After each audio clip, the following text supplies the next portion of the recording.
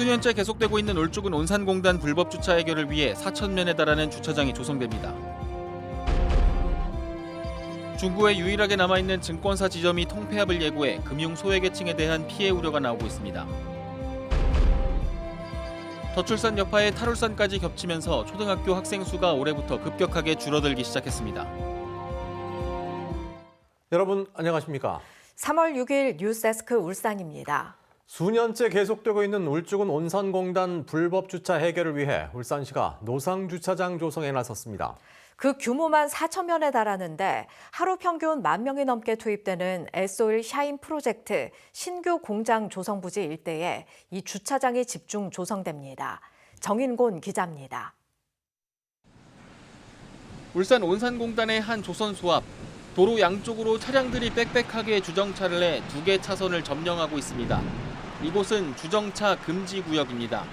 근로자들이 거리가 멀다는 이유로 회사 주차장을 이용하지 않고 회사 입구와 가까운 도로에 불법 주차를 일삼고 있는 겁니다. 공사하는 오늘 관계자들이 많으니까 공사하는 사람 때문에 그렇습니다. 차에 될 일이 없죠 여기. 이처럼 고질적인 주차 문제를 겪는 온산공단에 오는 6월 노상주차장 조성이 추진됩니다. 울산시는 기존 불법 주차가 만연한 도로변에 4,000개의 주차면을 만들고 일대 CCTV를 설치해 불법 주차 차량을 관리하기로 했습니다. 특히 이번 주 착공식이 열리는 S-오일 샤인 프로젝트 공장 일대 노상주차장이 집중 조성됩니다. 공사 시간 하루 평균 작업 인력이 10,000명 이상이 투입되기 때문입니다. 또한 신규 투자 기업에 대해서는 주차장 부지 조성 부담을 덜어주기로 했습니다. 울산시는 기존 공장 부지 233제곱미터당 한 대꼴로 확보해야 했던 주차장 면적을 350제곱미터당 한 대로 수정하는 조례안 개정을 추진하고 있습니다. 울산시는 신규 입주 기업들의 주차 공간을 줄여 생산 설비를 늘릴 수 있도록 조례를 개정할 예정이라고 밝혔습니다. 온산공단이 공장 부지 부족으로 추가적인 주차 부지 마련이 힘든 만큼 출퇴근 인력을 효율적으로 이송하는 방안 등에 대해 지속적인 고민이 필요해 보입니다. MBC 뉴스 정인곤입니다. 전국적으로 금융기관 점포 통폐합이 가속화되는 가운데 울산의 금융기관 점포는 더 빠른 속도로 줄어들고 있습니다. 최근 중구에 단 하나뿐인 증권사 지점이 통폐합을 예고하자 지역 주민들이 반발하고 있습니다. 이대로 있다가는 중구가 금융 사각지대로 전락할 우려가 크다며 지방의회 차원에서 대응책 마련에 들어갔습니다. 이상욱 기자입니다. 울산 중구에 유일하게 남아있는 증권사 지점입니다. 이 지점은 이달 말까지만 영업을 하고 문을 닫는다고 예고했습니다. 최근 비대면 거래가 늘고 증권업계에 한파가 몰아치면서 남구에 있는 지점에 흡수 통합하기로 한 겁니다. 고민하다가 이 정도는 가까운 거리이기 때문에 고객님들 불편도 덜하실 것 같아가지고 그렇게 해서 진행을 하게 됐습니다. 중구에 하나뿐인 증권사 점포가 사라질 처지에 놓이자 주민들과 중구의회가 반발하고 있습니다. 특히 중구에는 비대면 금융거래에 취약한 노인층이 많아 지점 폐쇄로 인한 불편이 크다는 겁니다.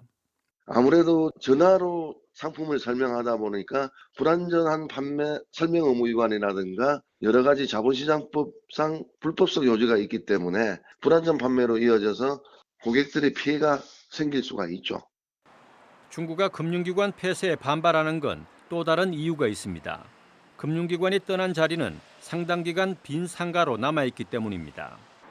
울산에 가장 많은 점포를 운영 중인 경남은행의 경우 남구에 12개의 점포가 집중돼 있는 반면 중구에는 단 3곳뿐입니다. 기존에 있던 지점을 없애고 작은 출장소로 전환한 탓입니다. 5대 시중은행도 하나둘 사라지거나 남구에 흡수되면서 최근 10년간 8개 점포가 없어졌습니다.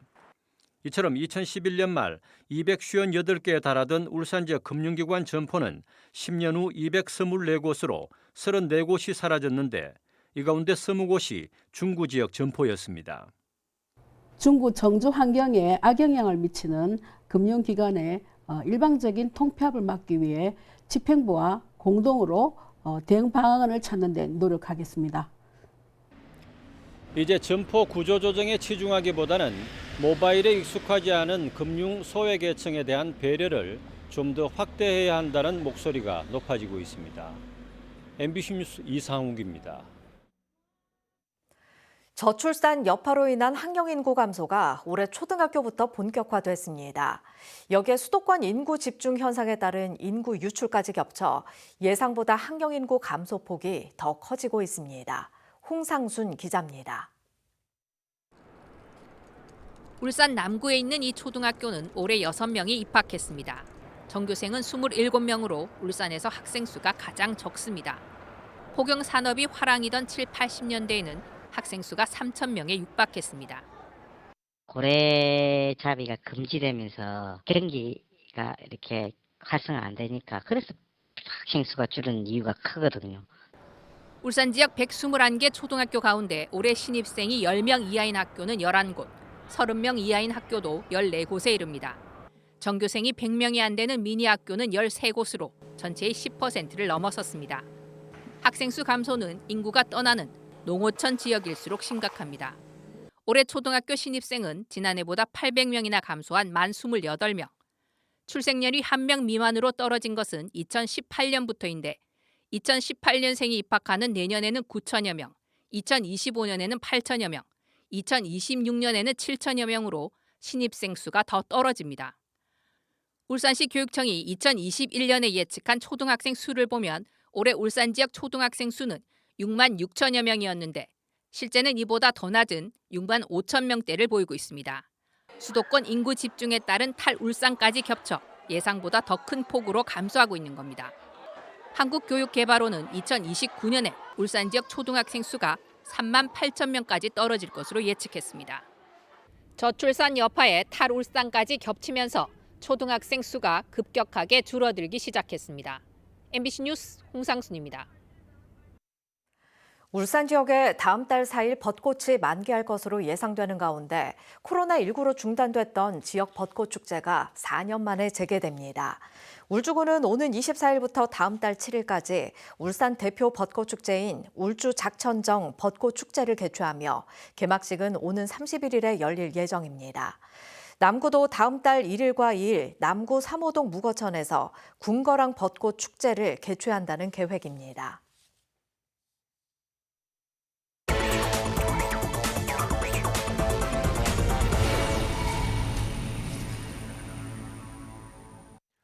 울산지법 형사 3단독은 업무상 과실치사 혐의 등으로 재판에 넘겨진 현대중공업 사장에게 징역 6개월에 집행유예 1년을 선고했습니다. 함께 재판을 받은 현장 생산안전 책임자 3명에겐 벌금 500만 원에서 800만 원을, 현대중공업 법인에는 벌금 2천만 원을 선고했습니다.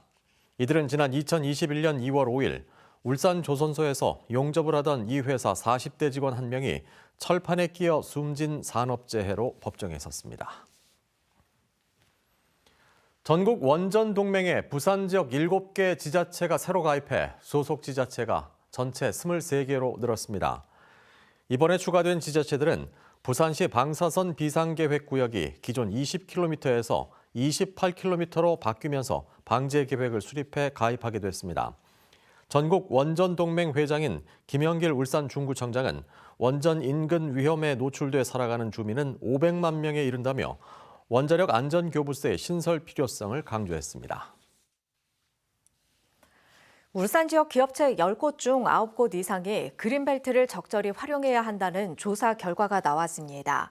울산 상공회의소가 지역 기업을 대상으로 그린벨트 활용에 대한 지역 기업 실수요 조사를 실시한 결과 응답 기업의 75%가 환경을 해치지 않는 범위에서 자유로운 경제활동 수행이 필요하다고 응답했습니다.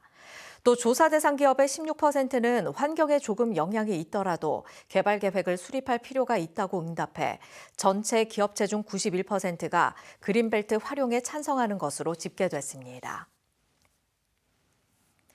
내년 중앙선 KTX 이음 완전 개통을 앞두고 북구에 이어 울주군도 정차역 유치에 뛰어들었습니다. 울주군은 남창역에 KTX 이음이 정차하면 주민 이동 편의와 관광객 유치 등에 도움이 될 것으로 보고 오는 10월 말까지 타당성 조사를 벌이기로 했습니다. 준고속열차인 KTX 이음은 2021년 서울 청량리에서 경북 안동 구간에 투입된 데 이어 내년 말에는 부산까지 완전 개통될 예정입니다. 정부가 60년 만에 독립운동에 대한 훈격을 재평가한다고 발표하면서 울산 지역 독립유공자인 박상진 의사의 서훈 등급이 상향될 수 있을지 관심이 모이고 있습니다.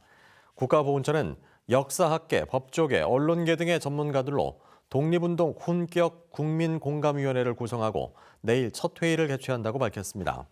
훈격을 상향해야 한다는 주장이 나온 대표적인 독립유공자는 1963년 독립장을 받은 박상진 의사를 비롯해 김상옥, 이상용, 이회영, 최재형, 나철, 헐버트 등입니다. 전국적으로 미분양 주택이 증가하는 가운데 울산 남구가 미분양 관리 지역에 새로 포함됐습니다. 주택도시보증공사에 따르면 최근 발표된 제74차 미분양 관리 지역에 울산 남구와 인천 중구, 전북 군산시가 포함돼 미분양 관리 지역이 기존 10곳에서 13곳으로 늘었습니다. 이번에 새로 포함된 울산 남구 등 3곳은 모두 미분양이 급증하고 있고 미분양 해소도 저조한 지역으로 앞으로 사업 예정자는 분양 보증을 발급받기 위해 사전 심사를 받아야 합니다.